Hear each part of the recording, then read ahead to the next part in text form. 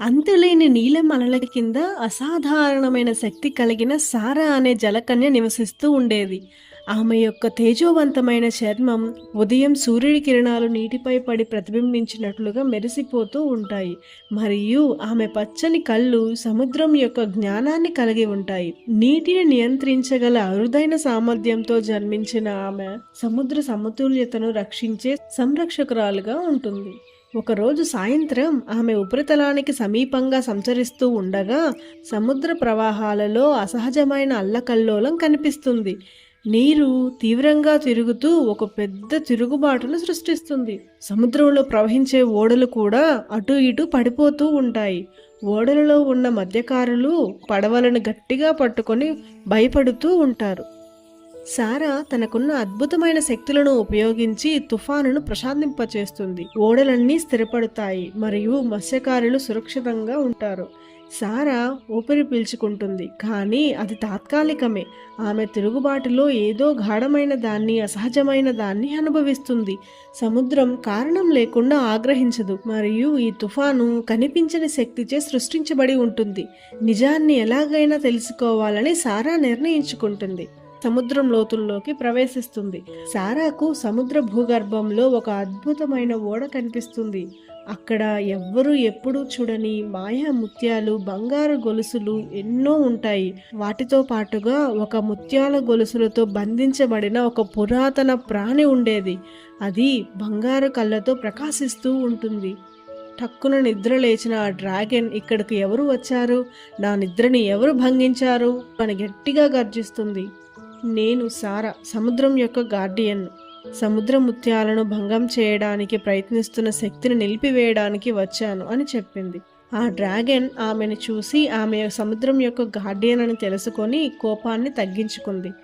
సారా యొక్క హృదయం వేగంగా కొట్టుకుంటుంది. డ్రాగన్, అది నువ్వేనా? సముద్రంలో అల్లకల్లోలం సృష్టిస్తుంది నువ్వేనా అని అడుగుతుంది. డ్రాగన్ గట్టిగా ఊపిరి పీల్చుకొని, అవును సారా, అలా చేసింది నేనే, కానీ అది నా ఇష్ట ప్రకారం జరగలేదు. చూసావుగా, నన్ను ఈ గొలుసులన్నీ గట్టిగా చుట్టుముట్టి కట్టేశారు.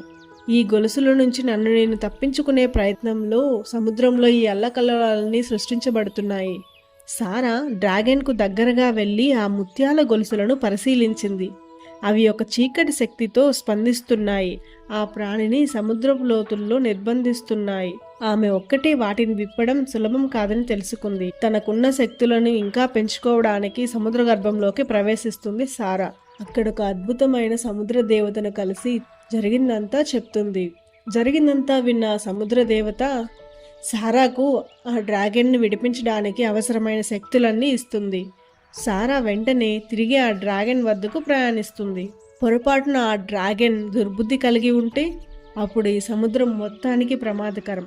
అందుకనే సారా మొదట డ్రాగన్ను కలిసి, డ్రాగన్, నువ్వు ఇక్కడ ఎందుకు ఉన్నావు? నిన్ను ఎందుకని వీళ్ళు బంధించారు అని అడుగుతుంది. అప్పుడు సారా మాటలు విన్న డ్రాగన్, సారా, నేను ఒకప్పుడు ఈ సముద్ర గర్భంలో సంరక్షకుడిగా ఉండేదాన్ని. కానీ ఇక్కడకు వచ్చిన ఒక తంత్రజ్ఞులు నా శక్తిని చూసి భయపడ్డారు. వారు నన్ను మోసగించి నన్ను ఈ గొలుసులతో కట్టివేశారు.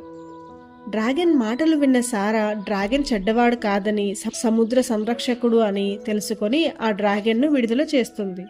సారా తన శక్తి మొత్తం ఉపయోగించి సముద్ర దేవత ద్వారా వచ్చిన కొత్త శక్తులను కూడా ఉపయోగించి ఆ ముత్యాల గొలుసుల నుంచి డ్రాగన్ను విడుదల చేసింది. డ్రాగన్ సారాను చూసి, సారా, నీ మనసు చాలా మంచిది. నీ సహాయానికి నేను ఎప్పటికీ రుణపడిపోయి ఉన్నాను. మనిద్దరం కలిసి ఈ సముద్రాన్ని సంరక్షిద్దాము. మనం కోల్పోయిన దాన్ని పునరుద్ధరిద్దాం అని అడుగుతుంది సారా. డ్రాగన్ ఒక శక్తివంతమైన పిలుపునిచ్చాడు. అది లోతైన సముద్రం అంతటా మారుమ్రోగింది. సముద్ర జంతువులు స్పందించాయి. తమ ప్రాచీన సంరక్షకుడు తిరిగి వచ్చాడని ఎంతో సంతోషించాయి. సారా యొక్క మార్గనిర్దేశకత్వంలో డ్రాగన్ సముద్ర సమతుల్యతను కాపాడేందుకు ప్రయాణం కొనసాగించాడు. ఆమె ఉపరితలానికి ఈత కొడుతూ నీళ్లు ప్రశాంతంగా మారడం చూడగా ఆమె సరైన ఎంపిక చేసుకుందని తెలుసుకుంది. సముద్రం యొక్క గార్డియన్గా సారా తన కర్తవ్యాన్ని ఎంతో సామర్థ్యంతో నిర్వర్తిస్తుంది.